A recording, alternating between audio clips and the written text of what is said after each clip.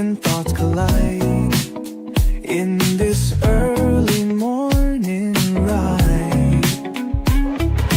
Wake up world, let's start the day. Insight flows in a bright array. Questions dance like morning dew. In this space, it's me and you. Coffee chats with Melissa. Every cup is a whisper.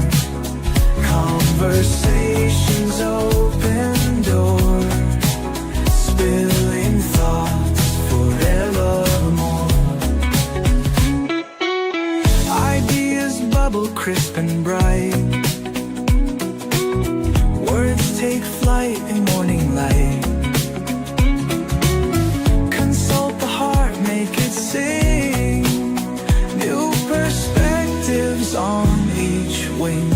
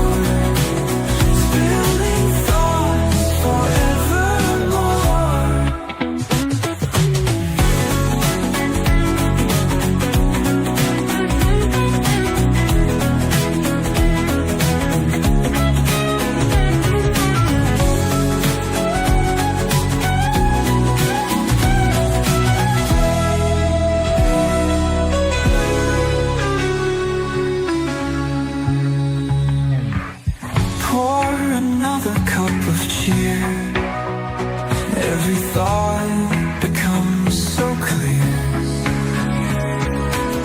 From sea tunes and bubbling streams, waking up to brand new dreams. Coffee chats with Melissa. Every cup is a whisper.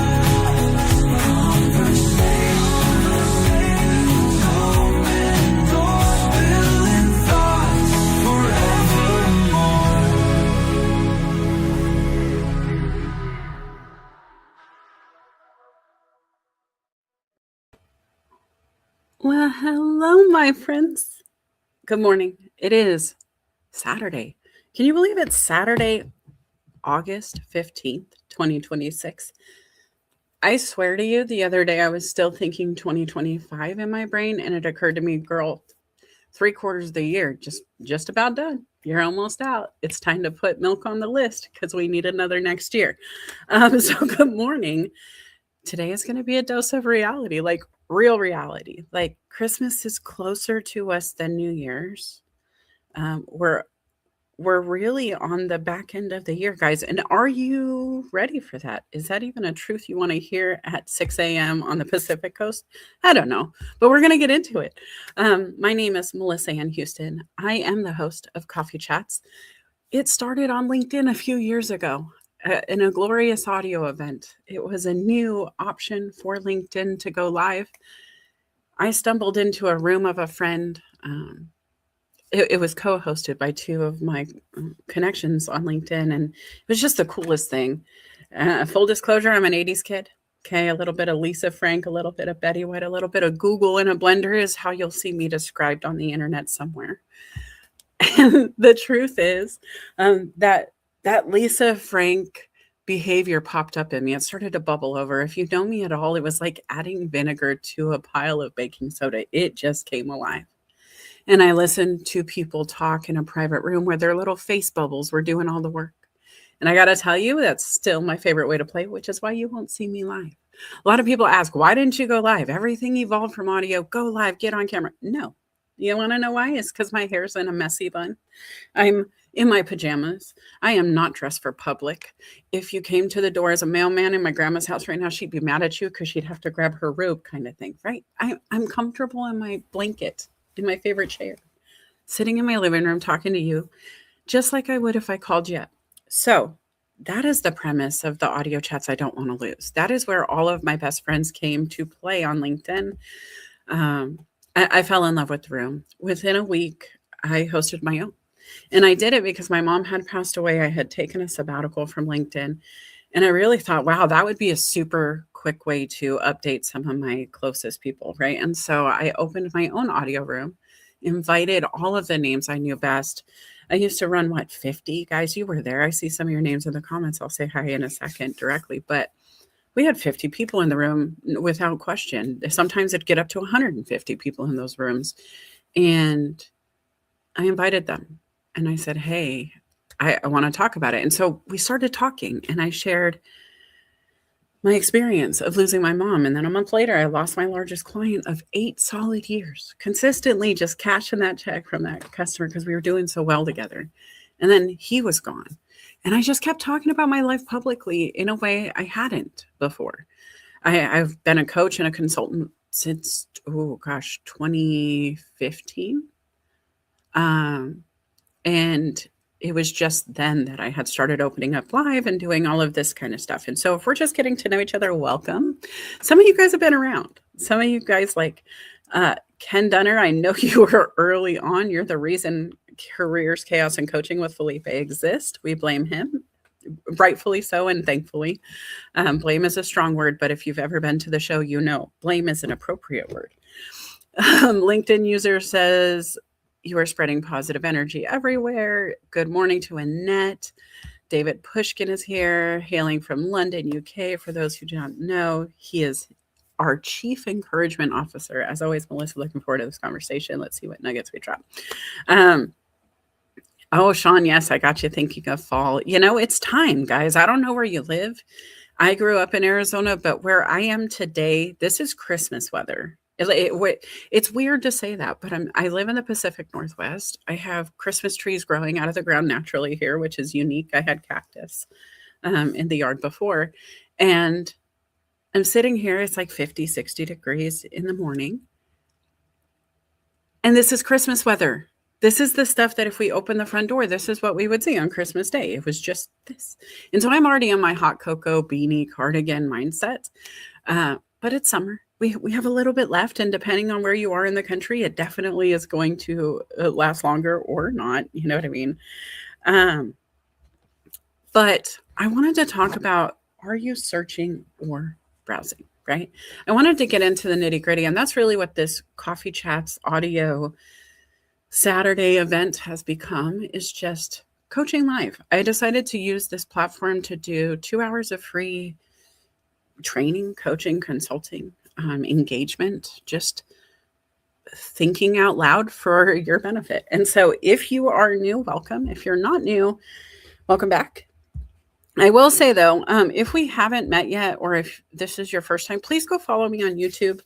It's important to follow in more than one place. Sometimes the places get glitchy where we're streaming to. It's a relationship. It's a digital relationship. If you've ever worked at, integrations, you understand it doesn't always work perfectly when you update. And all of the platforms we stream to want to invest in themselves often, which is why we're still there. And so just roll with it. Make sure you roll on over to YouTube, subscribe over there. Also, if you're unsure of who I am or what I do, this is kind of it. This is a visual. I'm a life coach, right? And that includes career, confidence, mindset, leadership, relationships, alignment. I'm also a business consultant, operations, just coming in and really assessing what you're up to and how we can optimize it. My career started in sales. I moved into recruitment. I did criminal background screening and HR, coaching and compliance for a decade. I've done some startups. I've had some fun. I've done it all, really. Probably even made you your 1 a.m. snack at the drive-thru at some point. So if you need help, reach out. I kind of have a plethora of experience going here. But if you want to learn more, go to documentthenact.com. Okay. So guys, be honest with me. You're on the internet a lot. I want to know how often you live here. How many hours a day do you spend online searching or browsing? You don't have to define which yet, but how many hours a day are you spending there? I would really love to know because I spend quite a bit of time on my phone. Now, I have a few, roles that I play. Like I said, I'm a coach, I'm a consultant, I have a day job. I run a motorcycle shop of all things, which is a lot of fun. I do a lot of community events. I work with a farm. I work with a voice actor who's in the comments. Go follow her too. I'm working with a restaurant to do community events, and then all of the ripple of all of those things on top of those one-on-one conversations happening in the DMs you don't get to hear about, right? And so then you add other podcasts. I get to be a busy person. However, because I'm busy, my phone's hardly out of my hand. And even when I shift from fun to work to back, I usually keep the consistency of holding the device. Now, that's not always true. If you know me, I color and I do all of these other things, and it's great. But I really wanted to know, how much time are you spending there? How much time? Dean LeBay dropping potatoes. Guys, this is one of those OGs of audio people that I just love. I had to invite him today. I started thinking about the intention of looking through that list of who should I invite. And I'll be honest, guys, I don't always invite. I just don't. If you didn't get an invite recently, it wasn't anything personal for the last 2 years or whatever. I usually just keep it to my co-hosted shows with friends because you're going to show up. You are. And I didn't really care if others didn't. I figured those who needed to find me would. And I was working on my stuff, so it was fine. But then I started thinking about my intention here, how long I've been here, what's been going on, who I've met, how it's played out, what all this means, right?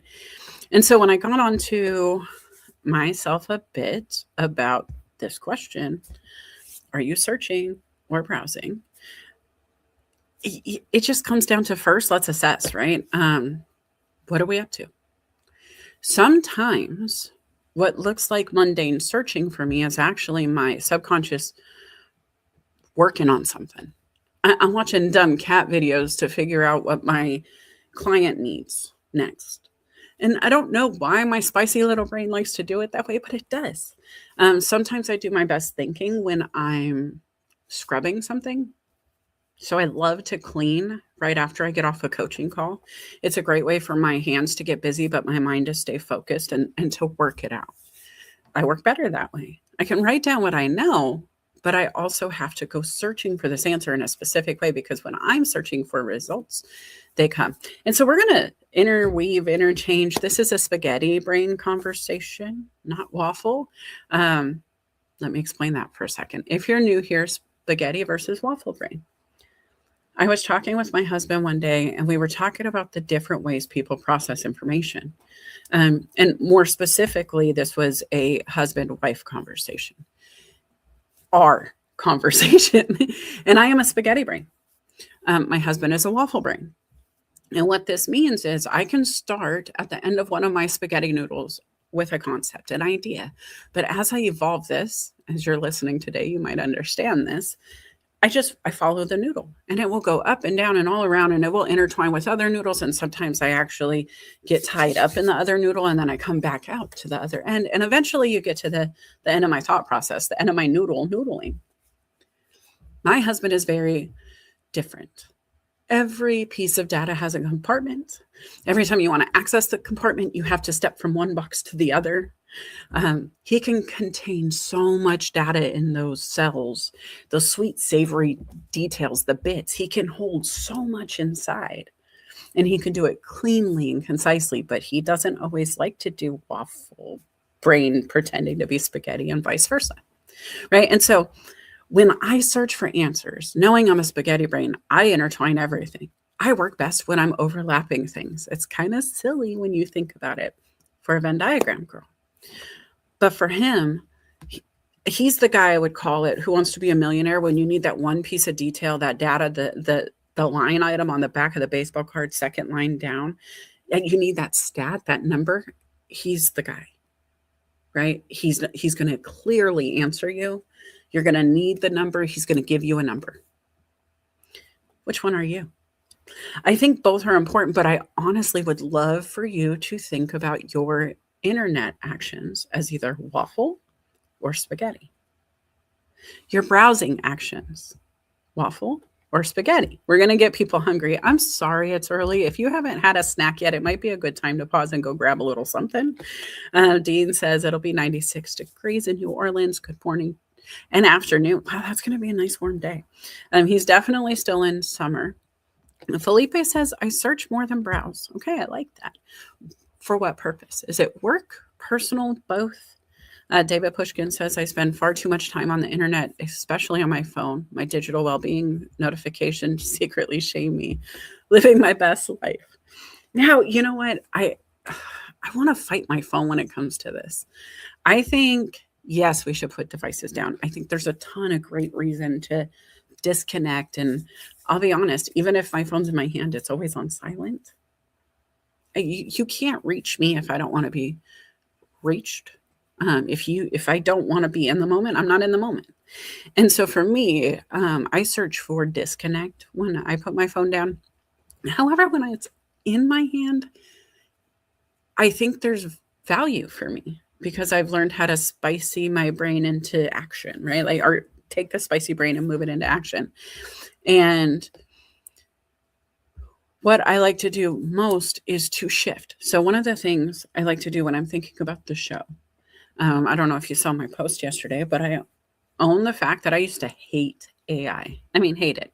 And AI, if you're listening, we're friends now. Don't hate me. Don't hate me. When the rise happens, please be friends. We'll be cool. But I really didn't like it. I thought of it as something that was kind of lazy. I didn't want somebody to speak for me. Writing was something I always kind of pushed myself into as a kid.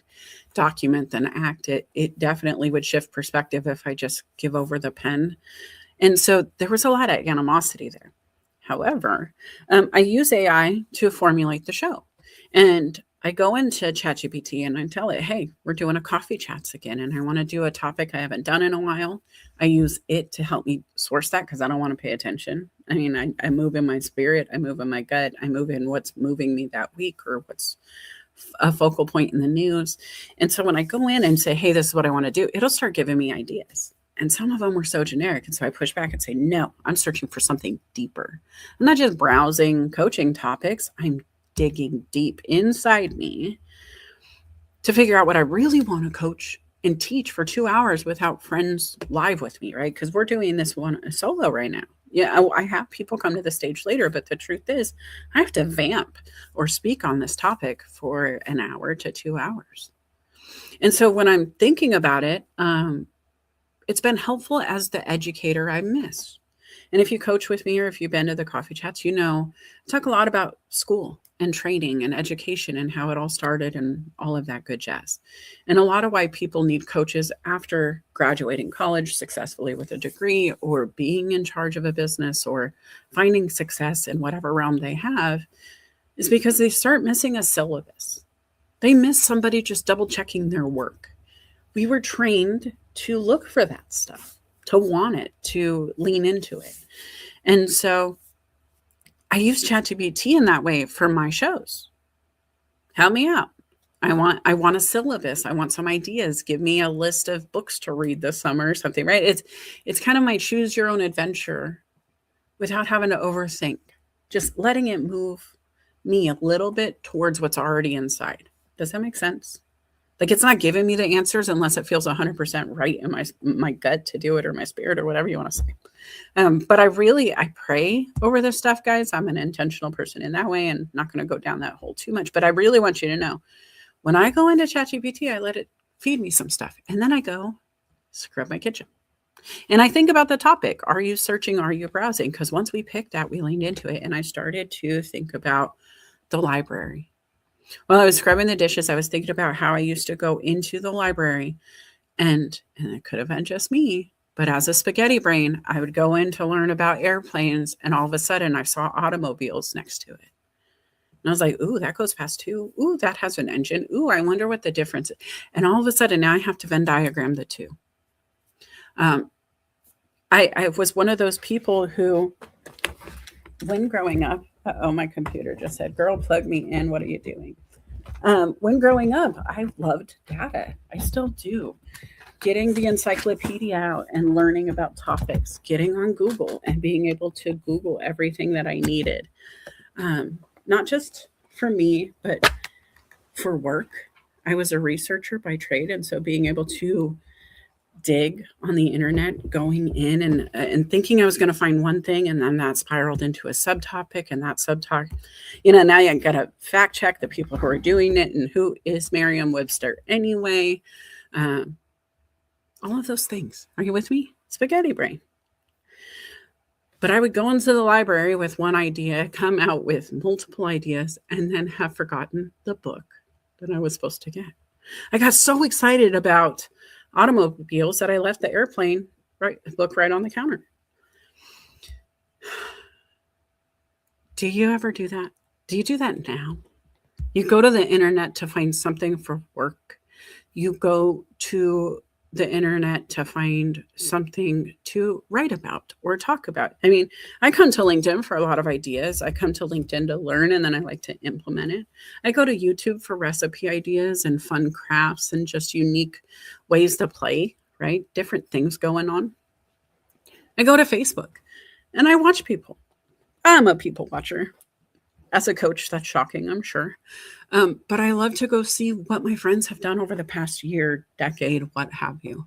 I love to see the before and after memories, to see where we started, where we've come from. As a Venn diagram girl, they do it every day. Here's your memories year after year after year after year, stacked on top of each other. So I go over there, but then I end up stuck.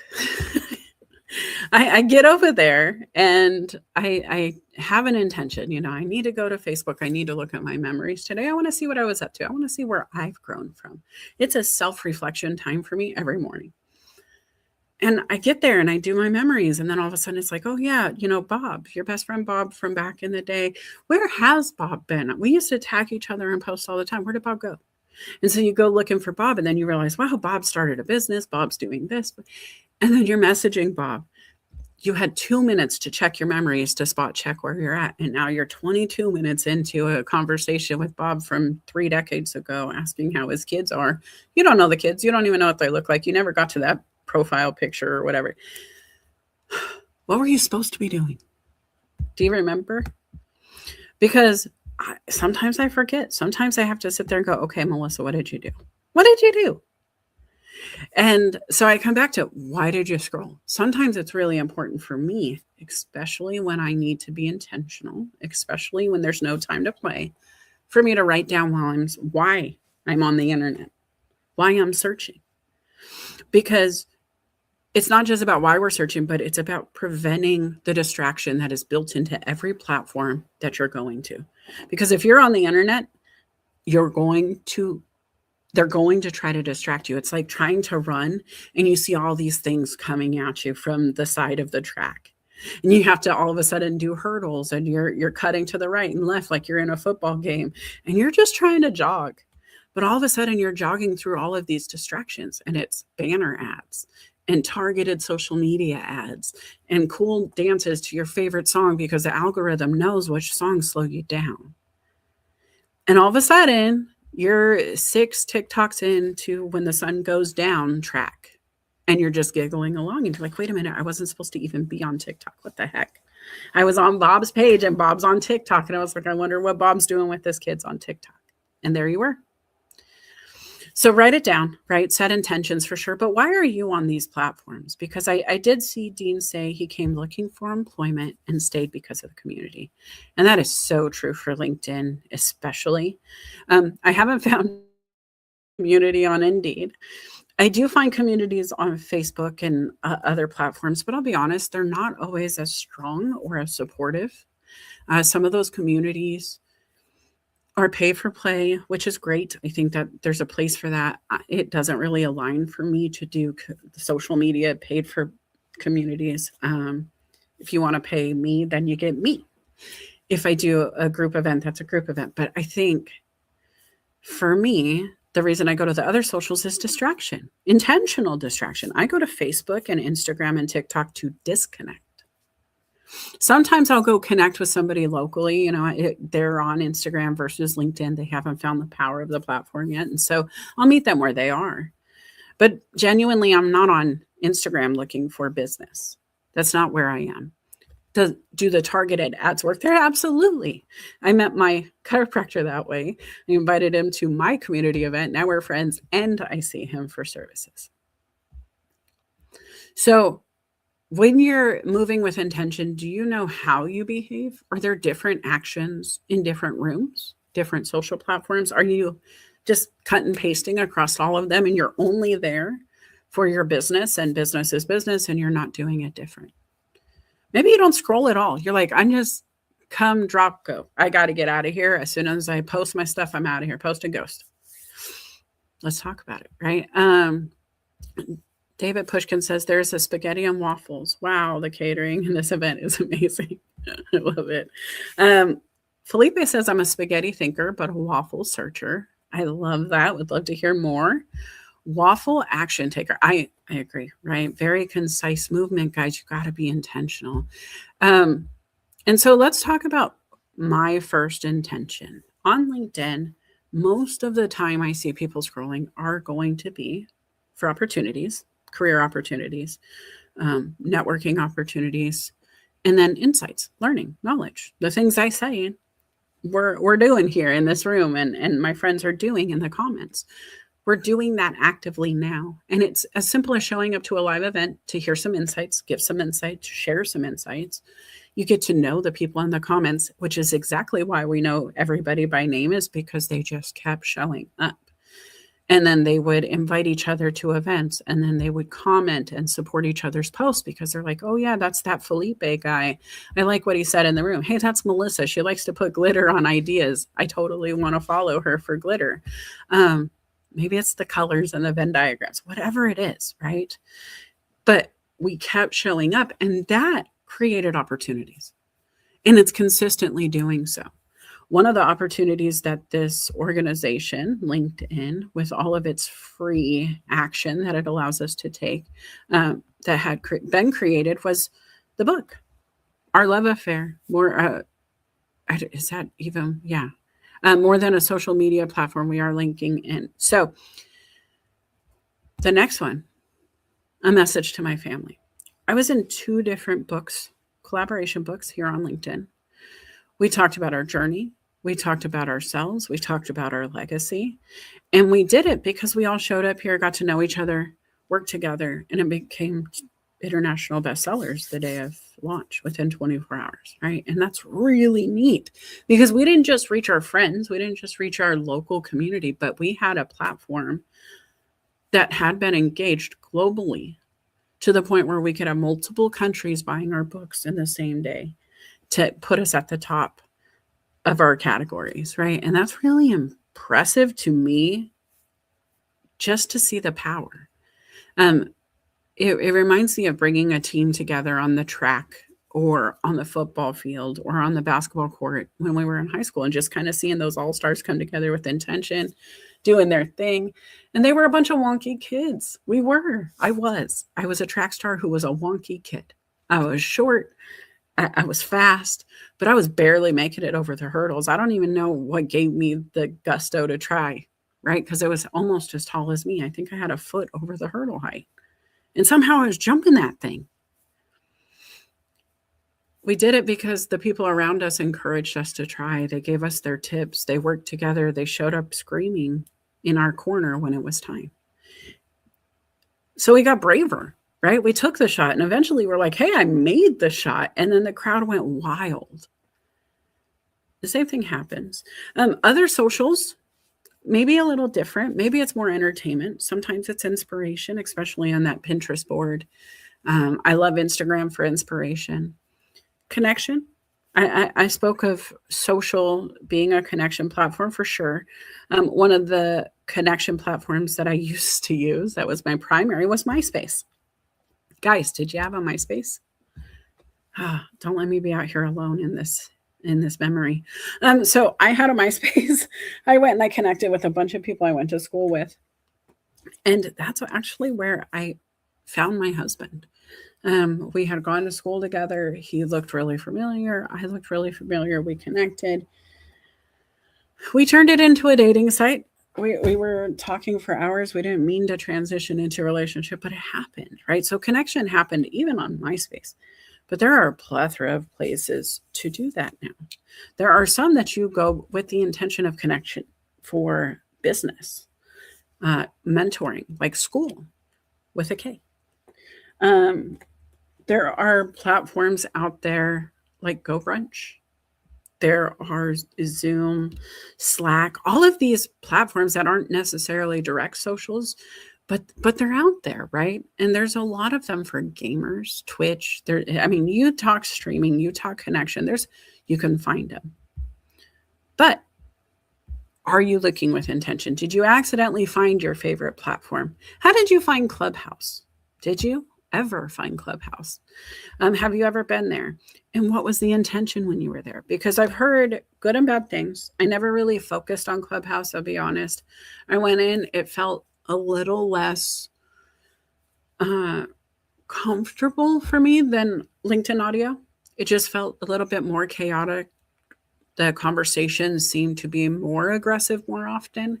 And I don't mind a good banter at all. I think it's great, but it just didn't suit me. And maybe I found the wrong room. Maybe it was just the wrong place for me. But when I moved over to LinkedIn Focus and just spent time in the audio rooms, it just felt right. It felt like the energy was good on the platform. It felt like people were moving with intention. It was a way to do what we always did at the like chamber events and all of those associations we would join for business focused conversations. It felt like that for me. More so on LinkedIn than Clubhouse. But then I meet others like Felipe, who was on Clubhouse long before I was. And he made a huge showing up there, right? Bobby Umar, he was another one. He's out there doing a killer presentation all the time on Clubhouse. I couldn't get there. Now, I might circle back, especially when I have more time to add additional socials. But today, I am personally focused on working on Substack, which is new for me. But as a writer, I want to be there. LinkedIn, YouTube, Insta, and Facebook. Now I have a TikTok, but I don't really play there. I mean, I only play there really. I don't do a lot of business there. And I'm never really there because I'm not doing business. And so what is your intention for social? I want to get into some questions for the audience real quick. Number one, where are you searching with purpose? Like, where is the place you go to get super intentional with your socials, your connections, your networking, your research? Where do you go for research these days? There's so much data out there. And I'm wondering how you're gathering it, right? Ken Dunner says, anyone who knows me knows that no one will ever speak for me. I don't need a spokesman to beautifully well articulated, eloquently stated, heartfelt my thoughts. Savor the flavor of the awesomeness of that. Oh, Kenny, and you're there we go. Spaghetti and waffles are so delectably scrumptious. Listen. And it says search city. Ooh. Christine says spaghetti brain pros. I make unusual connections and see patterns other people miss. I can be highly creative, funny, intuitive, and quick thinking when someone genuinely interests me. I focus intensely and learn it fast. Sorry, I'm not wearing my glasses, which seems silly, but I use big font on my slides. And that says what space? MySpace, lady, it's making a comeback. Research it. It's coming. I don't know. I had mine, guys, and I kept going back every so often to make sure it was still there. And at one point, it says you can log into your MySpace with Facebook. And I giggled and I took screenshots. And that's one of those memories that pops up every so often saying, hey, do you remember this moment? So I think it's funny it's coming back. I'm not going to go do the HTML coding work I used to. I think it's cool for the new kids to bring back that old school tech. I also think it's weird to have a bunch of people going in and learning coding out of nowhere with tech going the way it is, but we'll see how it all plays out. All right. Dean says, I don't have a work life. I don't have a personal life. I have a life. And I believe a rising tide lifts all boats, and the power of LinkedIn is real. That is so true. Sean says, I'm on LinkedIn a lot for work, but also on Reddit, sometimes both at the same time. I used to use Google discussion tabs for to browse user forums. Now I'm on Reddit when I'm looking up a product, service, or company. I also use Facebook for discussion groups for things I'm interested in. Lastly, I'm on Discord because I'm the moderator for a music technology company there, and I share jobs in a college program group. Sometimes I'll check in on Twitch streamers in their Discords. Discord's a big one, guys. Sean, thank you so much for that, because that's the word I was looking for when I was thinking about platforms. Discord for gaming and business. I was hanging out with some people who were streaming here. They did like an after party on Discord and played some games together. And it was just another place to go have some fun. And so where are you at? Right. Melissa goes for the win. The crowd goes, wow. Woohoo. All right. Thanks for that. I will say Indeed is probably one of the other places that I live most often, which, if my employers or connections at work are listening, you should not be surprised. I'm a researcher and I'm always looking for the bigger, better deal. Doesn't mean I'm going to take it, but I'm always on the lookout because I have a vast network. I have a lot of people who are in the ask mode, and they come to me and I ask them, what are you looking for? Give me your ask. Make sure you post your ask on LinkedIn. What is it you need? And if you're not telling people, you can't help, right? And so since I tell people to ask, I also take the responsibility to be prepared to share some data. So every day I scroll for certain head titles. If I know friends are looking for work and they tell me they're looking for a specific role, I will add that to my job search notifications. As a premium member, I get to set a bunch of this stuff up, right? Extra bells, whistles on LinkedIn. And so, when Felipe was looking for HR roles, I would put HR in there and let it tickle me. Hotel management, any of those things, I would help. If my friend says I'm looking, I'll add it to mine because 1, my algorithm is different. 2, we never know what the computer's going to think is a good match for me versus my friends. But quite often, we both could do the same job, right? There's some roles that need certain criteria, but leadership is leadership in a lot of ways. And so there's a lot of overlap there. And then being able to just share jobs that it thinks, hey, Melissa, you're good for this. I can share those ideas to, say, Felipe, send a job over, and he might go, wow, I never even thought about a role like this. So my intention, plus if they call me and say, hey, I want you to do the same job you're doing now, but we're going to double your salary and let you work from home in your pajamas all the time again. Okay, I'm going to say yes to the dress. Promise you. So that's me. That's my truth. How often do you keep yourself open that way? Where do you keep yourself open? Because the other place I keep myself open is Indeed. I like to look at open roles. I like to look at the job descriptions. I like to go look at details about the company and search their reviews and really get to know, especially if I'm going to work with a company. It's one thing to apply, and everybody, who's looking for work should be researching their prospective employers.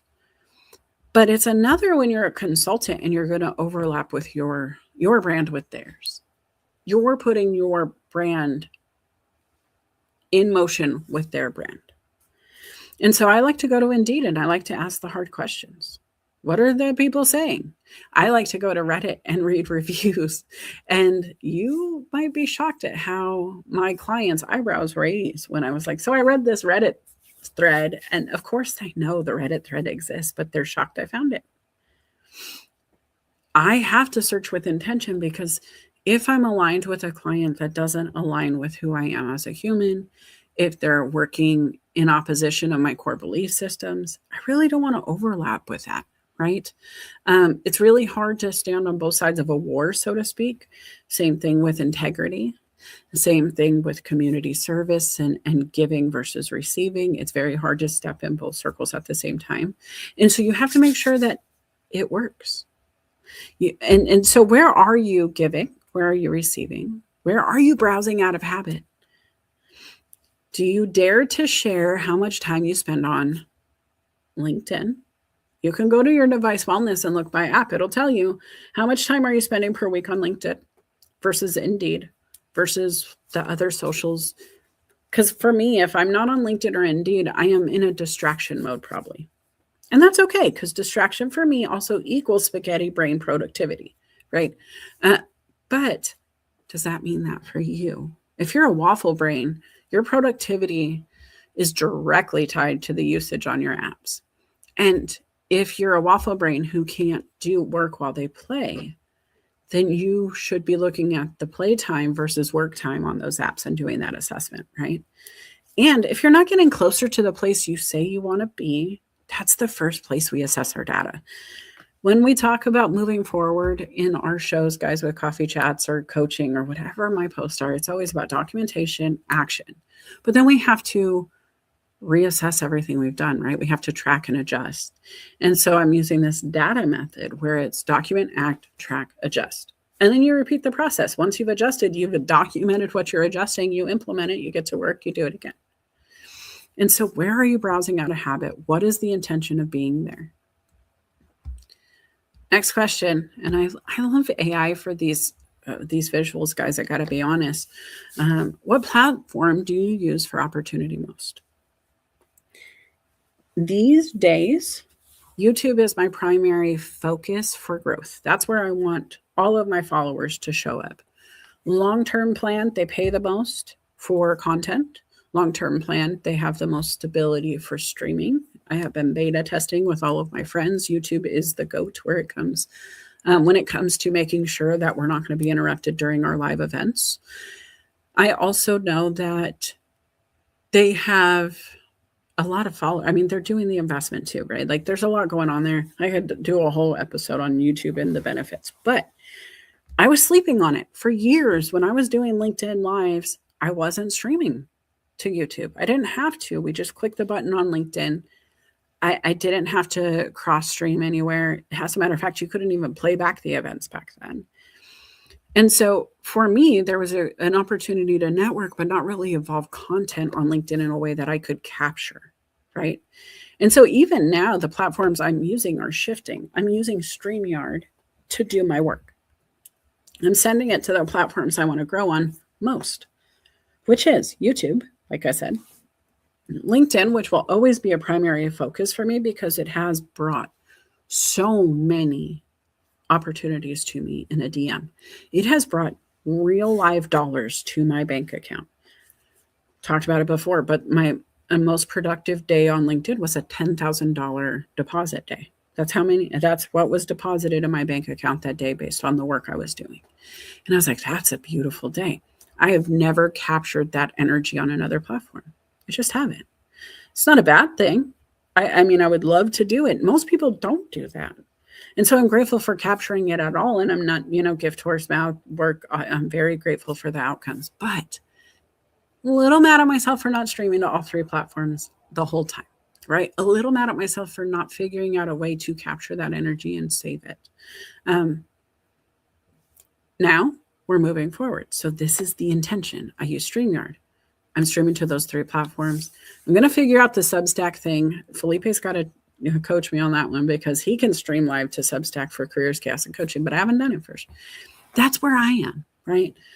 But that's where I give. That's where I connect and I share inspiration. Hopefully, I'm hoping to inspire you to do something different, whether it's streaming, whether it's using more visuals, whether it's just jumping into AI to have it ask you a few questions to make you think a little bit deeper today, whether it's just showing up and looking at your to-do list and looking at your schedule and calendar and your friends group and going, is this really who I want to be, where I want to be, and how? The who, what, where, when, whys, guys. What would make your scrolling more intentional this week? I'm going to give you some advice. If you're a coaching client, this is your reminder. I ask my people who are growing with intention on social to go engage with 10 people, 10 posts before they post their own. If you are scrolling with the intention to find a topic for conversation, if you want to become an industry leader, for example, sorry, be right back. Oh, my throat got all clogged up. Okay, we have smoke outside, guys, and it's pretty rough. So you have to bear with me. I'm working on it. Are you still alive out there? Are you still awake? Okay. If you moved with intention for business, if you wanted to become an industry or thought leader on LinkedIn, I would tell you to pick a topic. one specific topic, one pillar, something very prevalent in your industry this week, and have conversations about it. Only look for people talking about that topic. I think of Thurman, Mr. SharePoint. I don't know why he's the first one I thought of, but he's there. And maybe it's because intentionally in the back of my brain, I've been meaning to learn more about SharePoint. I don't utilize the service all the time. I'm a big fan of Microsoft products. Obviously, I'm here and I use Microsoft Office and all the good things, but I haven't really gotten into SharePoint in a profound way. And so if I were going to move in intention this week, I would make sure that I was intentionally engaging on his content, reading it, taking it in, commenting back, asking good questions. It would make my scrolling more intentional. And then what's going to happen is the algorithms are going to be trained to know, hey, this lady has a profound interest in this topic or this speaker. I'm going to keep bringing that to them. If you're looking for work, if you look for the same job title for a week or within that same industry or a variation of customer service management, customer success management, those repetitive overlapping job titles that can be very close or similar, you're going to start seeing a lot more of that delivered to your email or your text or your suggested jobs. And so that in and of itself, just knowing what you want to talk about, knowing where you need to go and why you're trying to get there. If you wanted to work in the industry, maybe you want to work for Microsoft, being on their products and posts that talk about their products is going to behoove you quite a bit when they go to your profile and go, who is this person? What are they up to? Oh, look at Mr. SharePoint only talks about SharePoint. We have to bring him in. He's absolutely utilizing our product fully. It's a benefit, right? And so that's just one example. But if I was job searching or if I was moving within an industry to become a thought leader, or I wanted to grow my network within an industry, that's the way I would play. Do you have any other tips or suggestions? Also, if you want to come up later today, let me know. I will put a link in the DMs to anybody who asks. I'm not going to share it in the comments. I don't want everybody joining the stage, but if you want to come up later, please let me know. Go to LinkedIn for that. That's where I'm monitoring. Okay. Let me come back here to the comments. Oh, Sean says, oh, wait, let me go. I just started using Indeed again because I saw someone on LinkedIn say they had better luck with landing interviews on there. Okay. And Mohammed says, thanks for sharing. Good speaker. Thank you very much for the compliment. And Sean says, wow, I haven't seen Thurman in a while. Love him on Social Saturday Chat. Agreed. That's one of my other favorite shows, guys. It comes on after my show. It's about an hour between shows and then it jumps back in. So great place to network with intention for sure. Which, here we are. Give your attention a job before the algorithm does. Now, we were just talking about how to train it, but this is the why. We did the how, this is the why. And what you're doing is always up for negotiation when you're talking to the computer in your hand or the algorithms that be, right? Every day is a new day. If I say travel, my ads will change. If I start talking to you about spaghetti and waffles, you might see a syrup or garlic bread commercial later. What you speak comes out. And I used to hear, we hear it all the time, manifestation and words have power. And it's so true when it comes to algorithms and training it. The tools in your hands are tools. And they're really sharp, really cool, pointy tools that get a lot of jobs done. But you have to wield that tool. You have to tell it how you want to use it. There's a lot of ways you can use a knife. You can chop, you can cut, you can dice, you can slice, you can, do all the things. You could use it in the garage, you could use it in the kitchen, you could use it in the woods. You have to decide what you need it for. And then you have to be intentional in finding the tool. A knife is a knife is not real. Yes, a knife can do knife things. And if it's the end of the world, pretty sure any sharp tool will do. But if you really want to Become the best at it. If you really want to be the top of the top of the top, you're going to use a very concise, specific, train to be this thing. A paring knife is not the same as a chopping knife. It's just not. And if you try to make a paring knife chop, it's going to take some time. Can you get it done? Sure. But it wasn't the intention of the tool. And so the more you train your tool, the better it is. The more you make sure it is being wielded to do the job that it was meant for. If you go to LinkedIn and you end up using it for just games, right? Because LinkedIn has games and I love it. It's part of my spaghetti brain in the morning. I like to go to LinkedIn and I like to compete against my best friends on the internet. I go and I play my games as soon as my eyes open. And so I'm very unkind in the way that it's like, almost a track race, gunshot, opened eyes, and you're using your brain fully to try to process. But for me, there's something powerful about training that way. I want to be able to, no matter what, even if my eyes just pop open, jump right into action if needed. Now, part of it is because I live near a volcano and I'm in a tsunami zone and in an earthquake environment. And I didn't even realize all of those beautiful things live here with me until I was actually here. But it's also because if a client calls, can I jump right into action or do I have to wait 10 minutes before my brain can process? This is me making sure that if you call me out of the blue at 4 a.m. my time, that I can actually process for you. Because if I can't, if I start seeing myself going, oh no, my brain's not there yet, and I'm like 37th today instead of second, I'm going to wait a little while before I return your call if it's not an emergency. I want to make sure I'm giving you the best version of me. It is a way I make sure this spaghetti brain is in waffle mode before I call you. Now, do you have intentional action to that degree? And if not, why?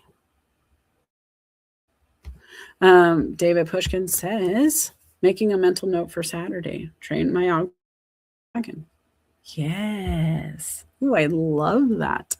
It really is important for you to make sure you're moving in what moves you. Sometimes I'll get into a feed on the internet and it just makes my forehead crinkle. You ever show up there? You're on the internet, you're scrolling along, cute puppy.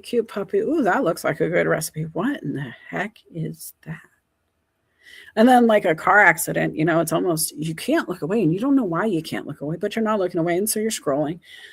You're 30 minutes into, what was that? And now all of a sudden, all you're getting is that guy's videos, that person's videos, that feed.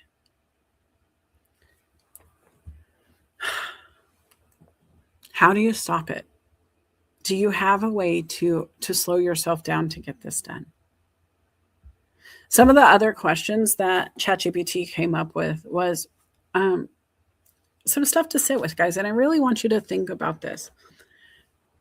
When you're moving on any platform, in any aspect of your life, even in person, right? This isn't just online stuff. But who are you trying to connect with? What are you looking for? Where are you spending your time? When do you stop scrolling and start deciding? Why did you start the search in the first place? We talk about to-do list. We talk about results. We talk about ROI. And if we keep doing the same things over and over, we talk about how crazy that becomes. Not my quote. I read it somewhere a long time ago. But if we're going to move with intention, we have to change that. I have been on the internet for longer than I want to admit. I'm older than Google. My educational career is older than Google. And when I think about actions, the decisions, the things that have moved me from where I started to where I am, they were small, but they were mighty. And when I would take small decisions and compound them, and I didn't know that's what I was doing back then, but I would take one no and make it 2 no's. Or I would take one part-time job and turn it into 2 part-time jobs and then become 3 part-time jobs. And guys, I was a hustler. I loved staying on the move because one, it was necessity back then. When I was 16, I worked 3 jobs because I wasn't stable and I needed to support myself. When I was working 3 jobs part-time, I realized I just liked the diversity, right? Spaghetti brain. I didn't want to do the same job over and over. I loved being a caregiver in one facet of my life and then being at the fast food drive-through window during bar rush on weekends. That was fun, especially to be able to banter a bit with the people in the car and talk them into an extra cheesecake for the morning or when they wake up at 3 a.m. hungry again. And I just had fun playing with humans and I really learned the human experience at that time. And so I loved that. And then I was stuffing envelopes.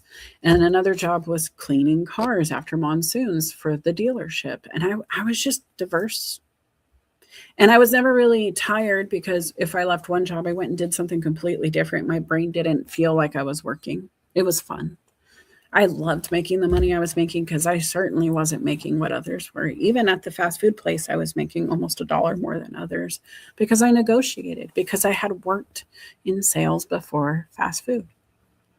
I used to be a door-to-door salesperson. And so moving with intention, talk about you got to speak quickly when somebody opens their door after you've knocked and you had no permission to be there, no permission to show up. How do you move today and where is it taking you? If I had to run through my schedule, and this is maybe boring, but maybe it's a lot of fun hearing how I spend my day. I wake up at 4 to 6 a.m. depending on the day. It used to be 4 a.m. all the time, but now I have multiple things I'm up to. Changes my schedule. I wake up and I do my games. I go to Facebook. I look at my memories. I will look at 2 or 3 people who I like to read first thing in the morning. One of them is Eric Thomas. He's my favorite motivational preacher. He's a coach. He wrote books, but he's the one who got me to want to be up at 4 a.m. He's the one who said, everybody wants to be a beast until it's time to do what beasts do. And it put it in perspective. Everybody wants the glory, but not everybody wants to do the training. Everybody wants the gold medal, but nobody wants to do the Olympic style requirements of training, eating, living, breathing, everything that makes you an Olympian. And then just you owe you. Very simple line. You owe you. So if I owe myself something, then I intentionally need to go get that thing I'm owed. I have a debt to pay. I have something I'm supposed to lean into for me. And if that's true, if that's what's making me move and get up and do the things, I owe myself the mental training every day. Right? I'm an 80s kid. Tetris was one of the first games they gave us to play, and I loved the strategy. Puzzle games to this day are still something that I'm hard to beat. If we go up against each other, I'm very hard to beat once I figure out the strategy behind the game and how the things move when I move. And that's something I don't want to lose. That's an edge I have. And so if I have that edge, I'm going to keep that sword sharp, right? I have to train on that. I want to remember what I'm doing. I need to anchor back into intention every day. So I'm not just on Facebook for memories. I'm on Facebook to measure, to see those posts that you guys don't even see, the ones that I locked up for me only, to remind myself, girl, you said you'd have it done by now. Melissa, this is the day you said you were going to start a podcast. Melissa, this is the day you said you would do this thing. Melissa, this was the day you remembered to maybe shut off your alarms before you go live. I'm going to remember to do that at some point. But I go back and I look at myself. It was a decade ago today that I was sitting in Las Vegas and I decided, my husband and I are going to have to get married. Now, we weren't married at the time, obviously, but we had been together for 9 years. And I was tired of waiting. We got all of the children together in the same place at the same time. It was a mixed family, so it was hard to do. And it was just time. And I remember when I woke up this morning, I was looking back at that moment and remembering every bit of the day. I could tell you where I was. I can see what I was wearing. I remember standing in front of a casino slot and having a conversation with him, telling him, that's it, we're getting married. And I remember him joking about being my boyfriend for life. And it was an inside joke, obviously, because we got married. But I remember so many personal details. And here I am a week from now to the day. It's going to be 19 years together. 5 days from now, it'll be 19 years together. 7 days from now, it'll be 10 years of marriage. And so I'm just sitting here going, wow, that's a lot to take in and process. But the growth conversation, how far have we come? What took me there? What made me decide that day? All the who, what, where, when, whys that give me perspective today. If that is my measuring tool every day, then that's really cool when I can come back and say, Melissa, you wanted to start a podcast on this day. And then 2 years later, I'm like, you were the number one podcast, or you were in the top 8% shared worldwide. And then you come back and you're like, you took time from your podcast. You're not on Spotify, but you're over on LinkedIn and YouTube again. Right. And you're doing all of these things and you're compounding your story, or I am. That's what I do. And sometimes I'm publicly posting it so I can inspire you guys. Sometimes I tell you about the defeat of, wow, I was on Spotify. I was raking it in. People were sharing. It was one of the top shared globally. And I just stopped posting to it. I still have shows now. I could go upload them all. I haven't. I need to. It's on my to-do list. But I'm moving with intention in other aspects of my life currently. And I know that intentionally I had to focus this summer on my day job, the career I'm working in the industry of motorcycle sales and accessories and gear and safety and community and all of the good. This is our busy season. But I also know in a couple of months, it's going to get slower at work. It's going to get to the point where I will hear the crickets in between customers because not a lot of people ride when it's wet in the Pacific Northwest. Many do, but not as many as now. And so when that time comes, that's the time the past few years that I was using to write books with friends and develop my coaching programs and dive into one-on-one time, do a lot more coaching because I had a lot less conversations to have every day. And so my brain was like, no, you still have energy to burn. We got to do more coaching because you're not doing anything with your brain all day. That's where I'm going next, right? And so I'm planning for that transition. When I go into my podcast, I'm going to upload to Spotify so many episodes, and it's going to be hours worth of content. And I'm going to be able to do it quickly because they're all in a folder waiting. I've been organizing with intention, knowing that at some point I'm going to shift gears and I'm going to make it easy on myself because I really hate messy. And I'm really frustrated with messy. My mom used to call me that when I was a kid. I'm a Virgo by default. I want things organized. I have my way. I'm picky about it. I like it my way.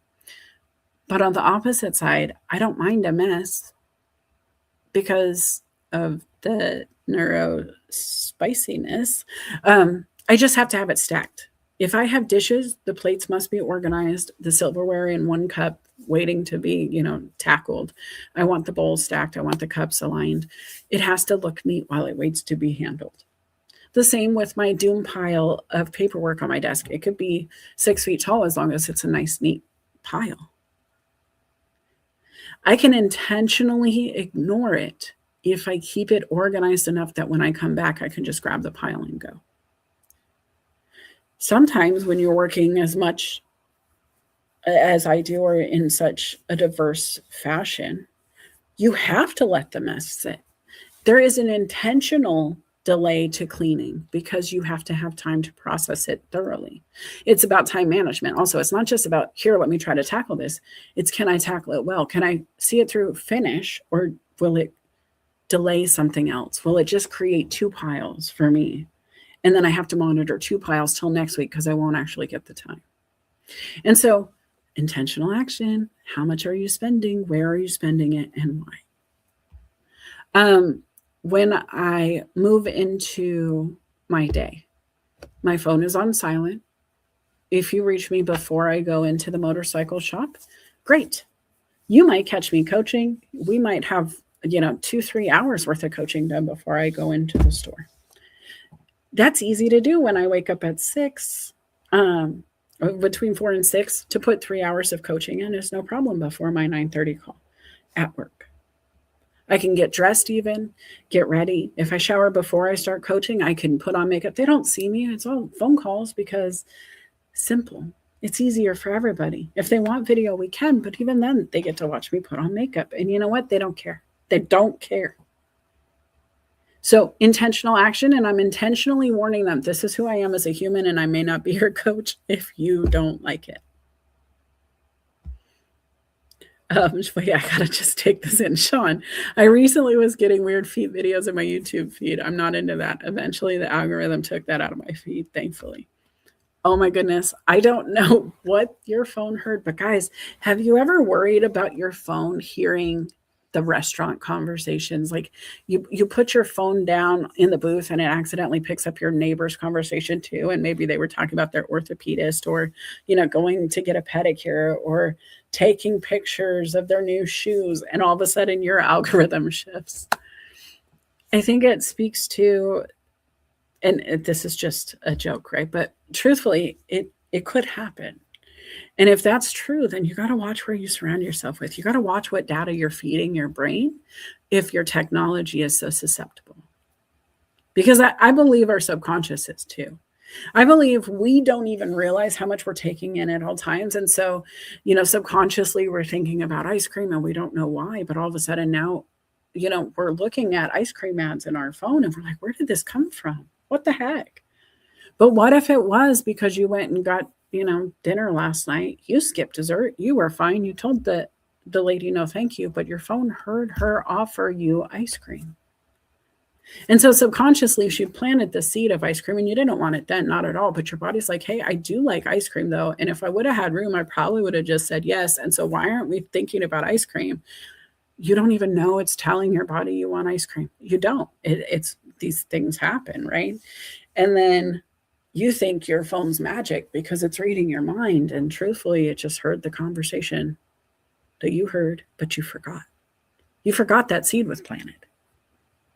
If that's true about ice cream, what could it be about anything you're engaging yourself in? Like, where are you putting yourself in? Who's having the conversations? And what are you hearing in these conversations? And how do they move you? I want to say hi to Josette. I don't know Josette, but good morning. When do you decide to unfollow? Sean, his comment was perfect for this question. But have you intentionally moved into a conversation and then decided, you know what, whoa, let me back it up? What about topics? Maybe you start diving into something. You're like, oh my gosh, this sounds like the coolest thing ever. Let me learn all about this topic. You pick up that automobiles book. You're supposed to be reading airplanes, but you got the automobiles and you realize, wait, no, their max speed is what? But airplanes can go this fast. I don't want to waste my time on the smaller engines. I like to go faster. I want bigger engines. That's okay, right? And how do you intentionally disconnect? You return the book. You say, no, thank you. You don't destroy it. You don't write in it. You don't blow it up on the internet saying, oh my gosh, this is the worst idea ever just because it's not as cool as. You just, I prefer airplanes, and you move about your day. If you tell any AI, I love airplanes more than automobiles, it's going to resonate with it, right? And you can do that with habits. You can do it by disliking the automobile posts that you're seeing in your feed. And all of the platforms are asking you for this. I don't know if you realize how much power you have on your platforms to decide, to change the way it feeds you content. You don't have to be there, number one. You have to decide with intention, what job are you giving that platform? If I'm on Facebook and I start talking about communities will be a focal point in the stream, in the feed. I have groups on Facebook. One of the groups I have is for my hometown. It actually started as just a post. And this is intentional movement for sure. Started as a post and I was like, "Hey, who remembers this person?" And it was one of the staff that worked there. And it just started going. I have a lot of friends from school. They started on MySpace and we eventually moved to Facebook. But a lot of friends from high school and junior high on my social, especially Facebook. And start this post, it starts going. I wake up and there's like 1,100 comments or 1,400 comments, something like that. Overnight. And it's like, guys, we are the generation that didn't live on the internet. None of this exists. We have nobody who has proof. What are you guys talking about? And so I went to the post and I was just going to delete it or change privacy or something. And it said, make this a group. It gave me an opportunity to turn it in from like a liability into a private conversation in a community. And so I moved with intention and I started the group. And by default, because I did the post, because the engagement was there, all of a sudden we had this group of 1,400 comments or something. I don't know how many people that equated to, but now we're at 1,400 members in the group of just people who went to Mesa schools. That's my hometown, right?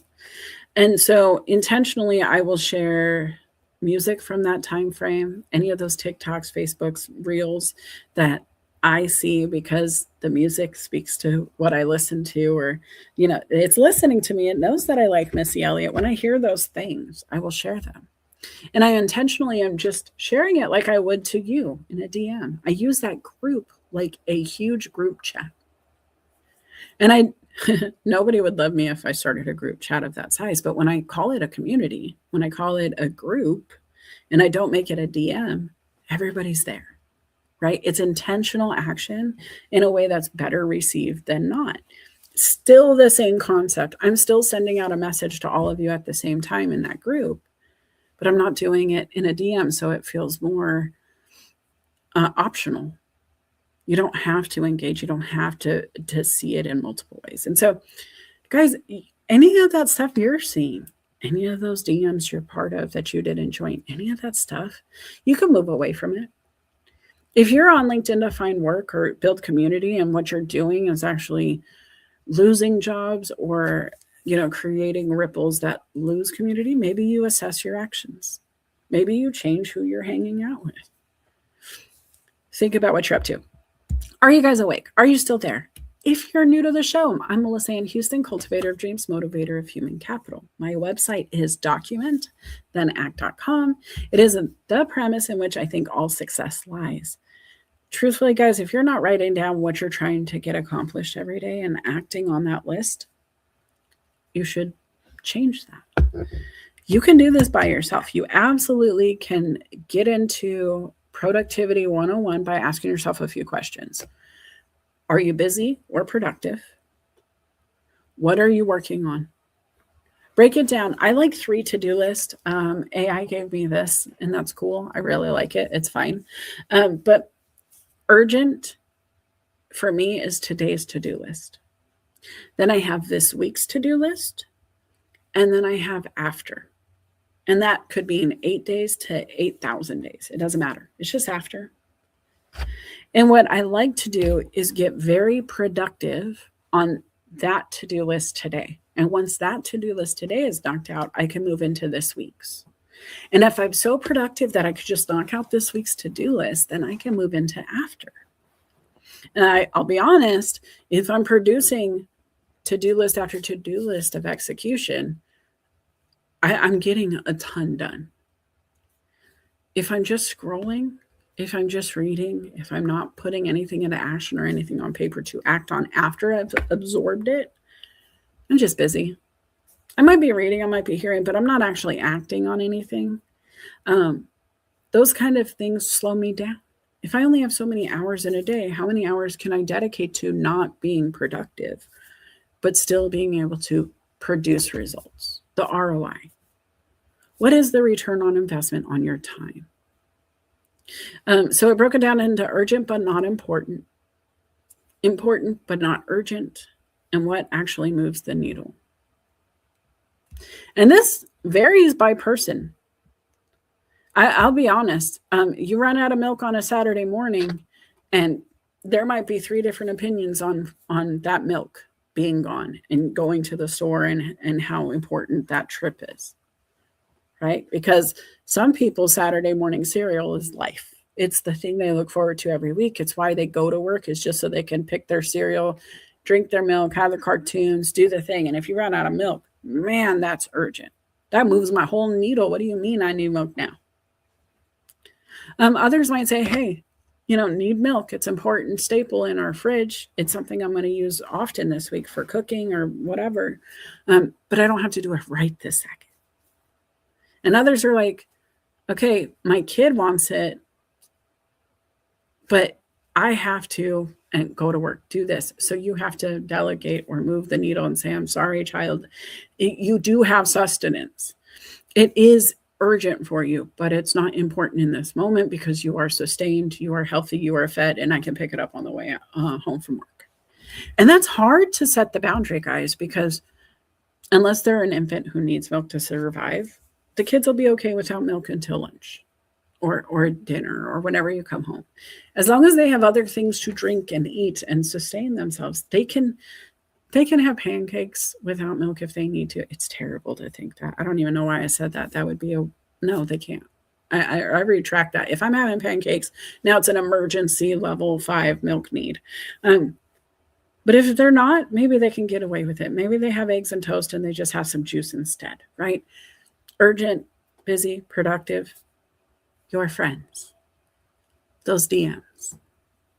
If your kid can wait for milk because there's eggs and juice and toast in the fridge, how many of your friends can wait with their not so urgent DM? And I know this is hard because if you don't respond to the messages on LinkedIn, the algorithm gets you. It does. It slows you down. It's like, nope, you're not moving with intention. You're here to do something that we don't like. We're not engaging in. We don't want you doing. And it'll slow you down. But then there's others who message me and say, hey, it's so nice to connect. And I'm like, hey, so nice to meet you. I see you do whatever. And I try to make it personal. And then they come back and go, Melissa, have you ever considered how you can save $10,000 on your employees, blah, blah, blah. You're making me busy. There is no productivity in this conversation. 1, I'm a solopreneur when I'm coaching. 2, if you looked at my profile and realized that I am managing a business and did any research on the business, it's a corporation way above my pay grade. It was part of the reason I love working here is because I can do operations without having to be fully responsible for the whole thing anymore. And that's kind of cool to take a break that way because my brain needed it. So I could write books and do the other stuff, the podcast, the fun.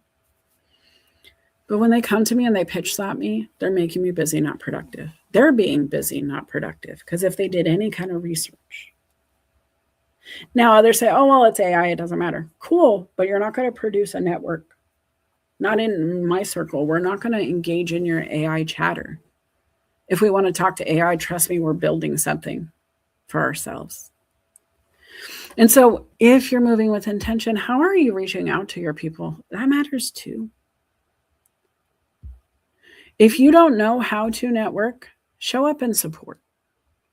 If you don't know how to search for a job, show up and do an event. When I start thinking about LinkedIn, a lot of people don't even know how to utilize the tool. Some of us are pros, and it's silly to think about it, but most people don't even know you can go up and search for post in the I'm looking for. If you said you wanted to be a customer success manager, you could type customer success manager and hit enter. And when you did that, you could then filter out what you're looking at with those results. So I'm clicking it now. I just typed it in. Now I have the option of posts, jobs, people, courses, schools, events, products, groups, companies, services. Guys, LinkedIn is right there. Let's filter down some more. So we're taking that spaghetti research and we're paring it down. We're trying to get it into the box. And so if we do that, let's say I'm looking for post, because this is my favorite way to look for a job. When I click post, now what I have is a list of people who have posted something about customer success manager. And if I want to make it relevant, I can do a top match or I can do latest. I could sort by date posted. I can even filter by the content type or from members if I'm looking for a specific person. Maybe I know Bob posted something about a customer success manager, but I don't remember Bob's last name. And my feed updated and oh crap, I don't even really know Bob, but I'm looking for Bob with that post about a customer success manager. This is how I find it. And then what happens is you're right on somebody's post, maybe the hiring manager. And you can go engage on that post saying, wow, this looks like a great opportunity. I'm going to apply now. Or this looks like a wonderful opportunity. I've applied. I'm looking forward to speaking with you. Not only are you showing intention, but people who are connected to that HR manager may be other HR managers who may also be in the same industry, who may also have open roles.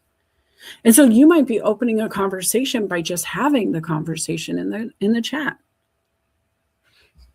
Do you know how many people get, excuse me, get opportunities created that way and have?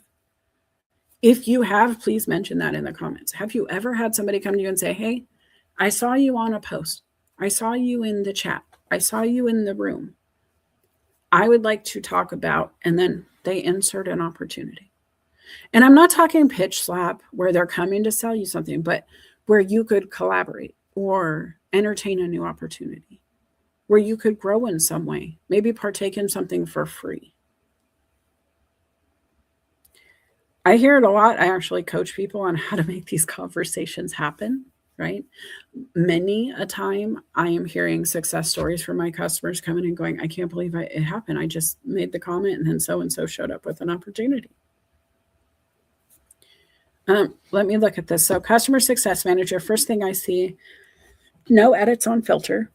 2 days ago, a lady named Megan says, I'm hiring, looking for a customer success manager for a company in New York. There are 230 comments on that. So it is definitely high relevance. I want to sort by latest instead of top match. 1 minute ago, somebody posted that they're honored to have been promoted to. So that's kind of cool. Fully remote jobs shares customer success manager role. Another person hiring supervisor loan operations. Somebody announcing they're open to work. Now, guys, if you're a hiring manager and hearing what I'm saying to you, it could go the opposite direction. Maybe you don't need a job. Maybe you have a job. Maybe you're looking for people who are looking for this job and you've already gone through your list on LinkedIn and Indeed of the people who applied and you want to see intention. I can go and find somebody asking for this kind of role. And if I'm interested in somebody who's open enough to say, hey, LinkedIn, I'm looking for this job, I can click on their profile and do a spot check. Their resume is usually right there in their experience. Sometimes it's right under those 3 dots in their profile. You can look at the resume right there. And then you can reach out to them. Or you can respond on the comments and say, hey, I'm not sure if they've reached out to you, but I would love to speak to you about an additional opportunity you can consider. Why not? What's stopping you? If you are searching, why not ask your community to help you look? When is the last time you made a post on LinkedIn or your platform that you're listening in on saying, hey guys, just wanted to put it out there. This is what I need right now. This is what I'm looking for.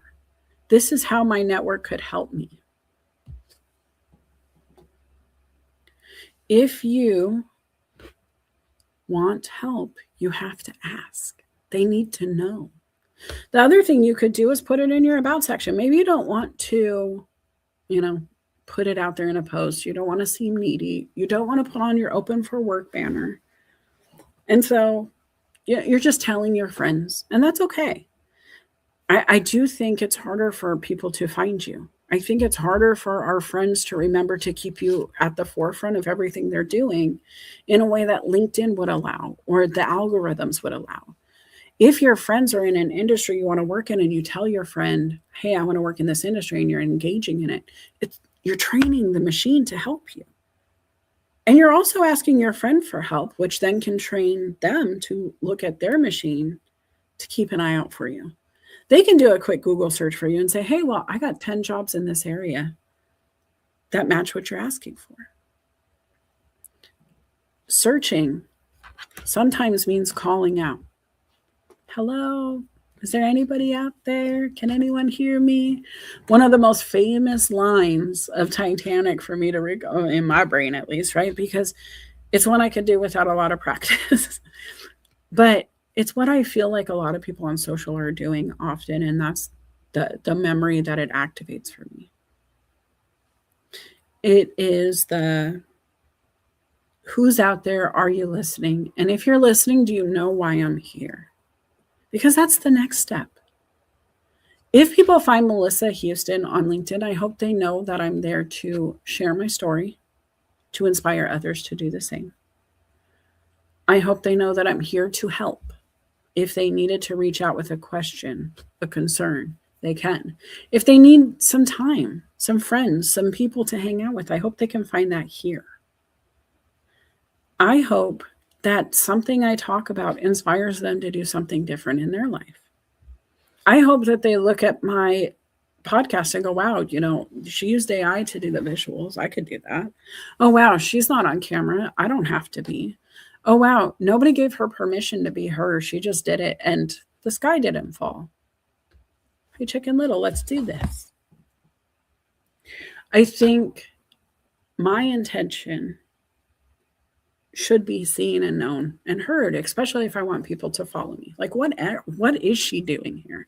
When I first showed up on LinkedIn, I was a salesperson selling staffing services.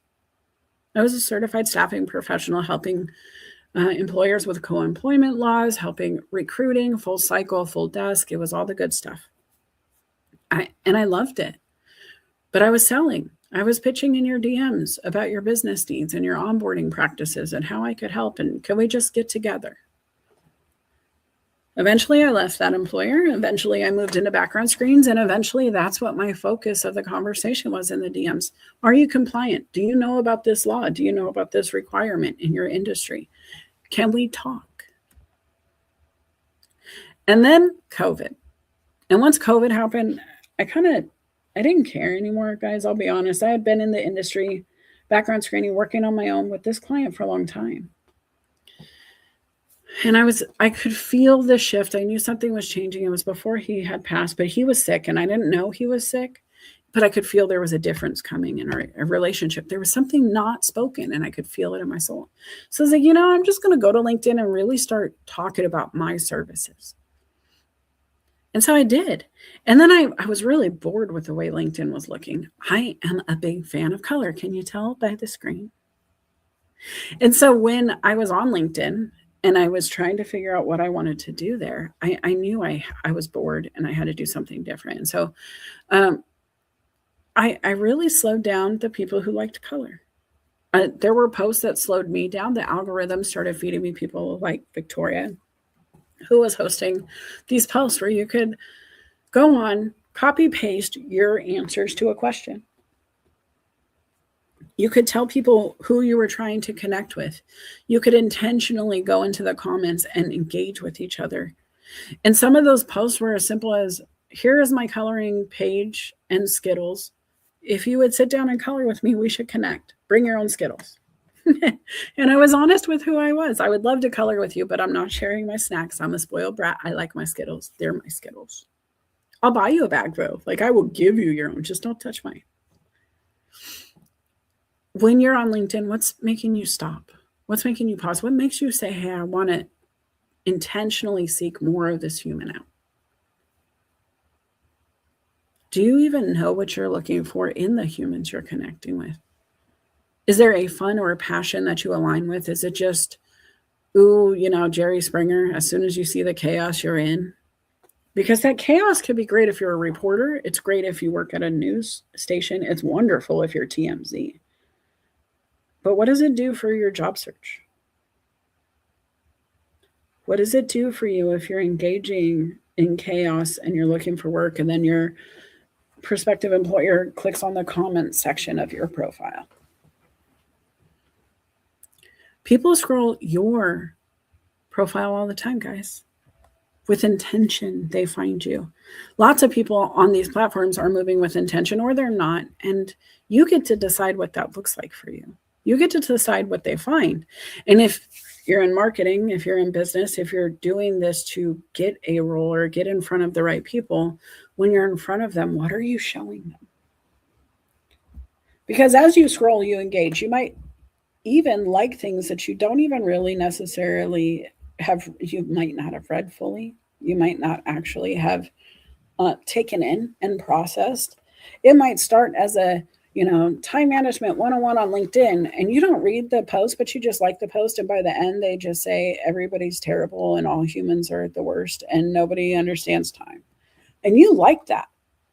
And the employer is going to be like, why did you like that?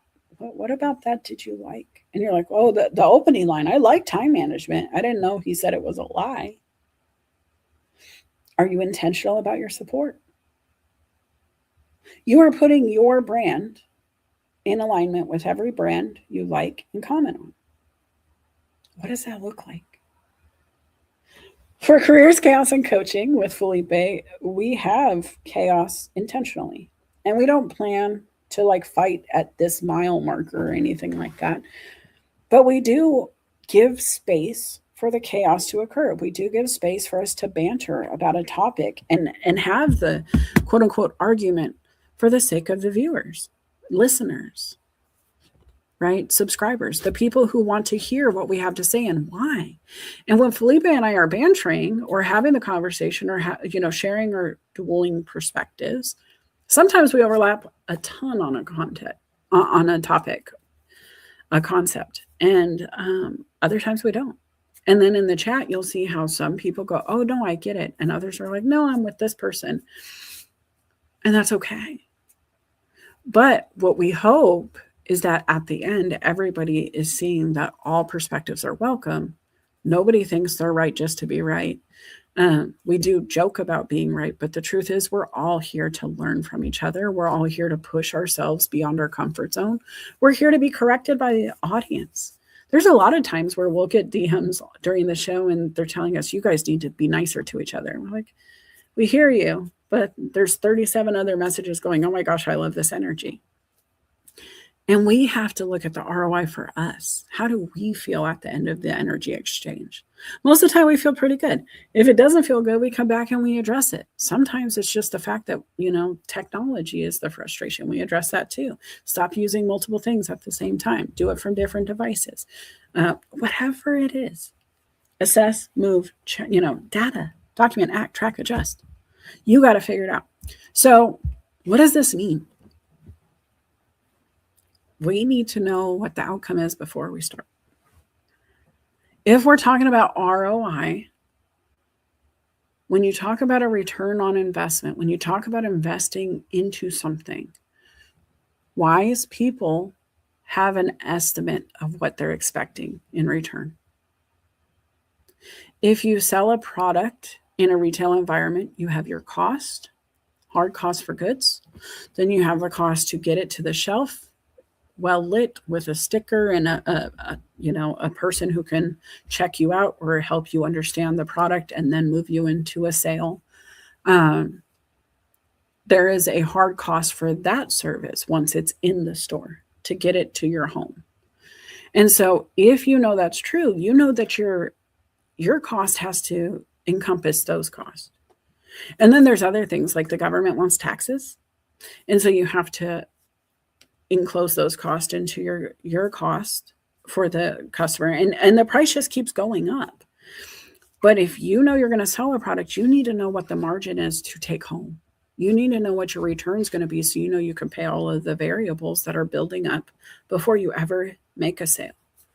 If you need to get a job, if you're moving with intention on LinkedIn, your action should align with that behavior. You should be looking at open jobs. You should be searching for hiring managers. You should be connecting with recruiters. You should be engaging on those posts and saying, I would like to be considered. I'm putting in my application now. You should follow up. Because if you know you want a job, you need to recreate the steps that get you to employment. And it usually means talking to somebody who can say yes to you.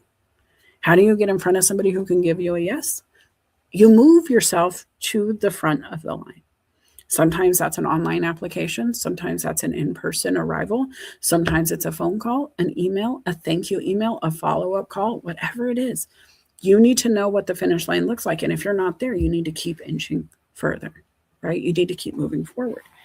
If you're here to build business, what does that look like? What is that first win? Is it landing a client?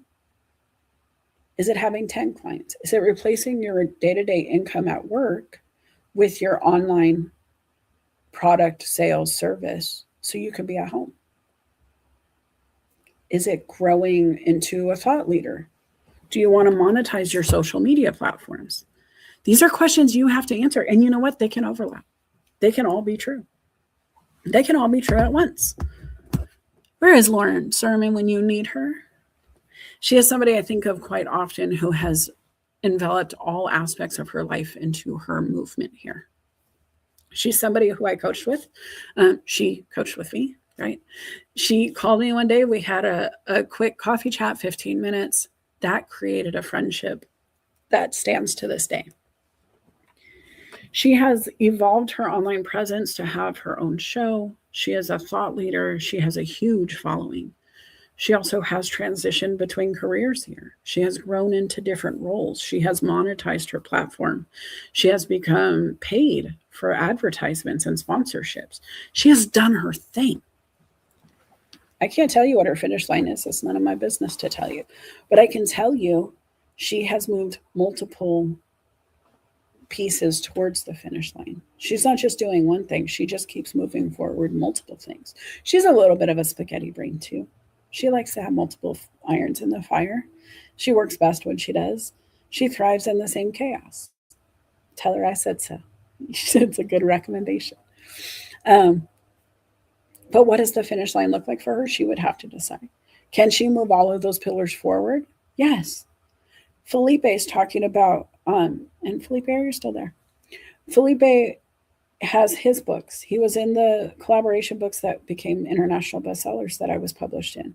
He has his own children's book. It became a bestseller internationally, I believe. He is still moving towards his coaching and consulting being the thing that eventually he does once he's done with his HR journey. He's talked about this publicly.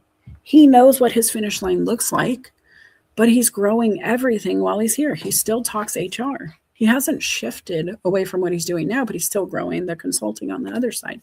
He's still writing on the back end. He's still, showing up publicly to talk about his books in front of children and read them.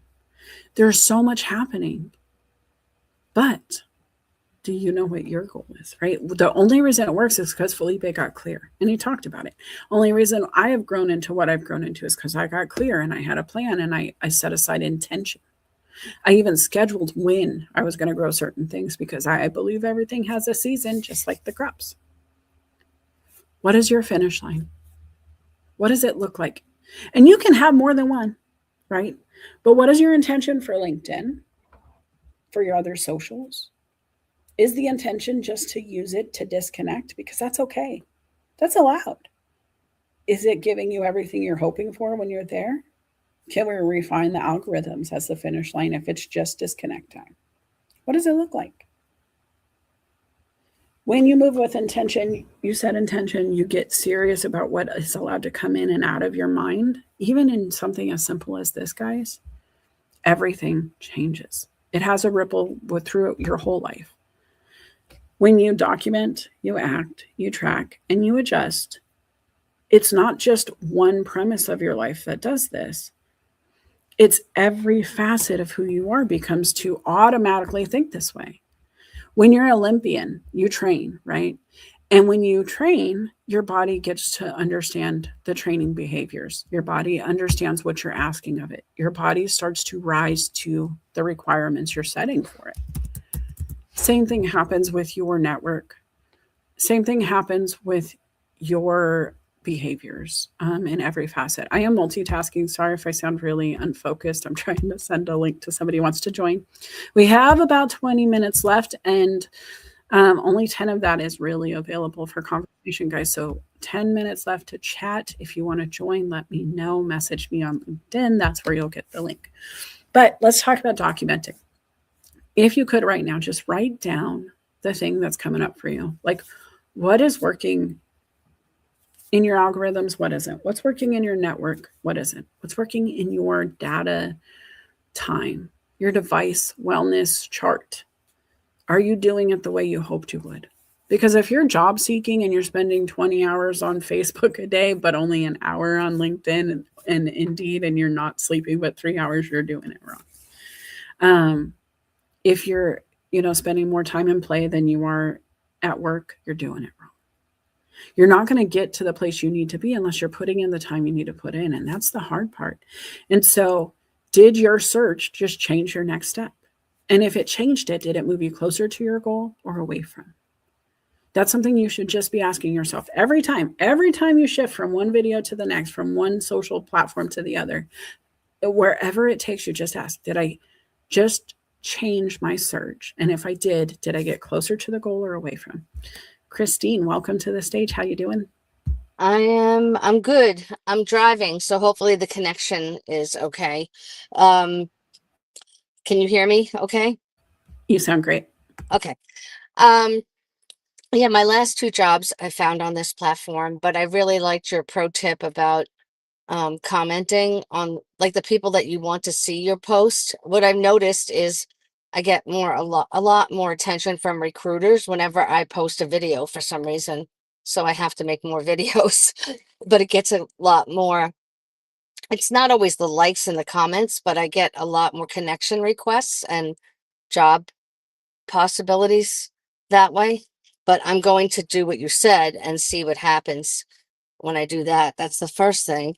The second thing is I noticed at one point that our friend Pete Mulfer was looking for a job, and Leslie shared this like flyer that he was looking for, what the type of role he was looking for. And I was thinking, like, I don't want my employer to know how open I am. I like it where I am, but there's always something maybe bigger. But I was thinking maybe covertly doing this, like not having somebody tag me, still having my network kind of advertise about me, because how I'm connected with you is not how I'm connected to people in the industry, and that broadens the loop. I know it's kind of a gamble, so I haven't decided if I totally want to do that or not, but it has crossed my mind like more than once. Yeah, and I love the idea. Actually, I have told others, when you're ready, let me know and I'll just post it. One of them is an employee of mine. I'm not supposed to advertise my employees. I'm not supposed to be their references or anything like that because of the corporation's, protocols for HR and that. But we're connected on LinkedIn. And I can endorse employees of mine for skill sets, right? I also offered, if you want, I can say, hey, I know an X student who just graduated with this degree. They've been a former employee of mine or something, I've worked with them directly. I understand their work ethic. I would love to connect them to this industry and share on that behalf. And I think that's huge. If you have friends who are willing to post on your behalf when you're open to work, that's huge. But always get consent, because you do not know the ripple that comes if you don't have it. So thank you for that warning too, because it's really important to remember that. Yeah, I mean, it's kind well, you could tell anybody that that you're open to. Like, it's just weird. I just think there's got to be a way, to leverage the network more. And then Well, I came. Go I have ahead. a question. Why are we scared to tell people we're open to opportunities? Like, even my employers, I'm open to work at all times, and I'm connected to the C-suite in the organization, and I'm always trying to connect to more of them, but I'm still open to work.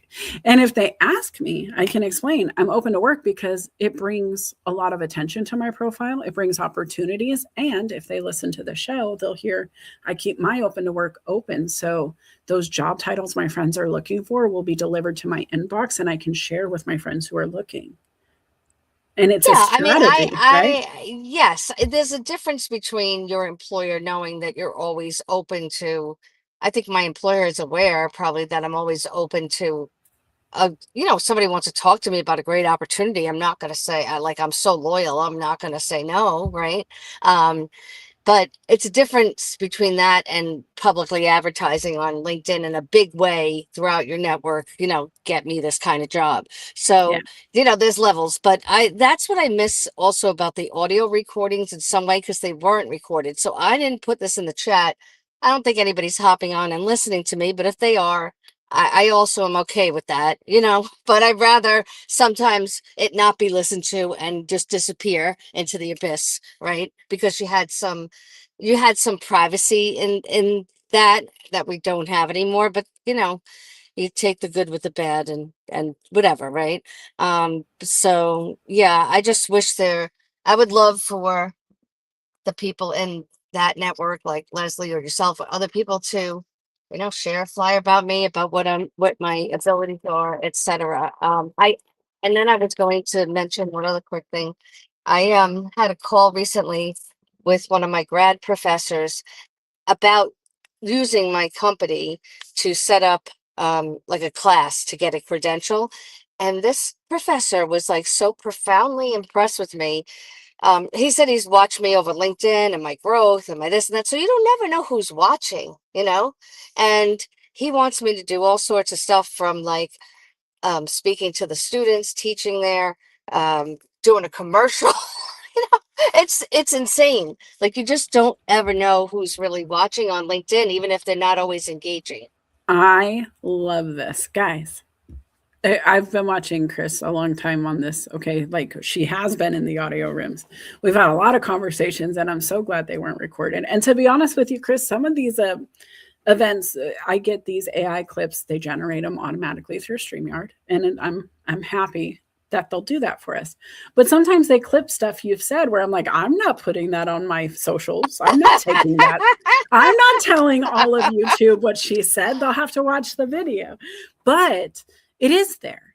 And then the other thing is, guys, she got information, right? So if we go back to the header here, this data, document, act, track, adjust, she is documenting her life, her journey. She's acting on her belief systems here. She's moving with intention. She's doing it. She's tracking her data. She knows how many followers. She knows how many viewers. She knows that if she posts a video, she gets more outcomes. She's doing that. And then she also got data from this leadership. I want you to do all of these things for your organization. I've been watching you on the internet.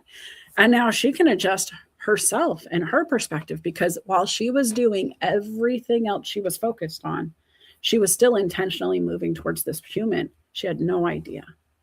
He's been watching her this whole time. It's so cool, Chris. And that's the thing, right? When you get new data, you can change it. And maybe you become employed, and then LinkedIn becomes more of another sales territory again, and you're doing outbound. And that's okay, but you'll have more relationship-driven conversations. And when people get to watch you, know you, like you, trust you, they move into that. And now, her actions on LinkedIn are profoundly impacting her work life in a great way, not just by a job, but the ripple beyond the job, right? What's happening inside of it. And that's really cool. Really, really is, Chris. Is there anything else you want to add? That's it. And then I'll drop back down. This has been a great show, but you just don't, and you just got to just keep doing the next right thing and just keep plugging along, and not always look for instant gratification, and it comes. That's what I'll end with. This is one of those platforms, and I say this platform, I'm streaming to 3, but all of them, it's not overnight success for most. You might get to be a viral video, but most of the viral videos I can recall off the top 10 list in my head or whatever are not beneficial for their career. Some of these people become overnight success for the worst things ever. And that's not what we're doing here. We're doing good things, and the relationships that come. I have to tell you guys, I was reflecting, and Chris, thank you so much for your share today, but I was reflecting on the time I've spent on LinkedIn. Good to do, like I was talking about, just having people reflect on where they've come from, where they're going. And when I look at LinkedIn, when I look at my career with even the motorcycle shop, next month is 3 years. 3 years I've been in that shop. And I was like, wow, that feels like it was just yesterday. It feels like a short break has become such a good journey. I told my boss when I was being interviewed that I planned a 3 to 5 year experience because I knew my daughter was going to graduate high school within that time frame, and that I would want to be anchored in for her for that time. I couldn't promise it would all be there, but my intention was to be stable, right? And so why not? And now I'm looking at it going, wow, 3 years in, look at all I've accomplished. Look at the ROI of the actions. For the organization I work with, I have created many top performers and sent them out into other locations, into bigger roles and opportunities. One of my, I call them my kiddos, but one of them just was nominated at the top of the podium. It's a high success thing. Not everybody gets to win it. And she had so many people who had endorsed her for this. And I was so proud.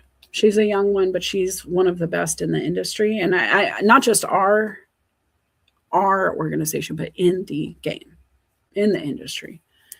And I'm proud. That was something that started by me looking at her standing in the middle of a group full of friends. She looked like, the center of a flower surrounded by a bunch of smiling faces. And those smiling faces were people I knew as customers, military professionals who rode up from the island that the base is on to see me for gear.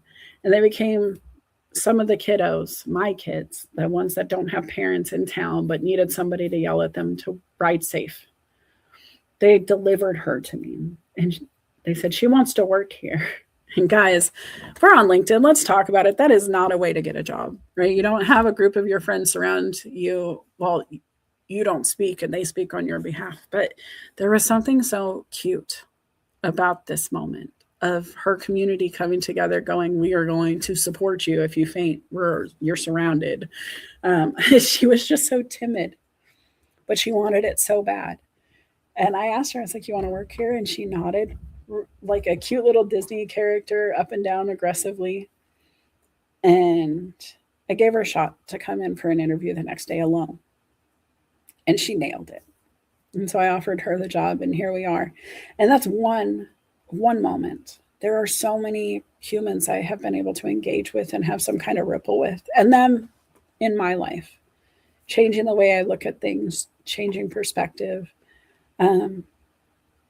You just have to remember to keep processing, keep looking at that ROI, guys. Is the ROI the retail manager? It is.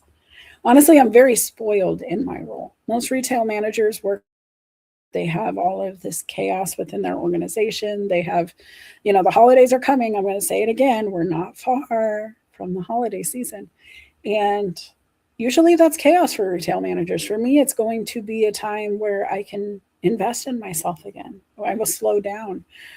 We won't be as slow as years before because we've grown, but it's nice to know that I can intentionally work on myself in the next few months with my hot cocoa, with a smile. It'll work great. Corporate supports this even. We roll back our hours and we close a little early because we know that the customers just don't need us as much. And so it's a beautiful thing to know that's coming. It's beautiful to know that next week, as much as life has been up and down and all around, I am celebrating 19 years of being with my partner, David, working on communication and talking and fixing and building and seeing what shakes. But I can tell you 19 years in, I still love him to death. And I will be spending the day with him. Going to take next weekend off. I wasn't sure I was going to, but I'm gonna. And the reason is it's my anniversary weekend. I have 2 different anniversaries coming together in one moment. And then the other thing is I just want a break. I want to take a break before my birthday. My birthday is coming. It is September 10th. We're still a long way away, but I'll be honest, guys, when you're talking a weekly show and when you're talking all of these extra adventures that I've got going on, it just builds up really quick. So I will be back in 2 weeks' time with a new episode. I hope you guys grab something cool today. If you did, drop it in the comments. What did you learn? What did you take away? What was the best part of the show? Please let me know. Thank you to all of you who said beautiful things in the comments, those big posts. Thank you to Kenny for bringing the deliciousness. I hope you remember spaghetti and waffle brain and decide to play on both sides. I hope you allow yourself to get creative and play in that spaghetti brain because that's where a lot of the best ideas come from. But stay organized, right? Make sure you're getting your stuff done. Don't go too far into the playground without coming back and doing your homework. It's important to do both because in a year, I don't want to see you lose progress. I want to see you have gained it.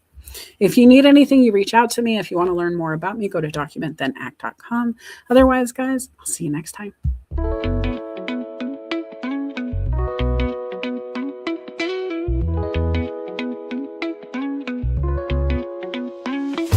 Sunlight creeps through my window pane. Dreams of stars, now a faint refrain. Coffee brews and thoughts collide in this early morning ride. Wake up world, let's start the day. Insight flows in a bright array. Questions dance like morning dew. In this space, it's me and you. Coffee chats with Melissa. Every cup is a whisper. Conversations open doors. Spilling thoughts forevermore. Ideas bubble crisp and bright. Words take flight in morning light.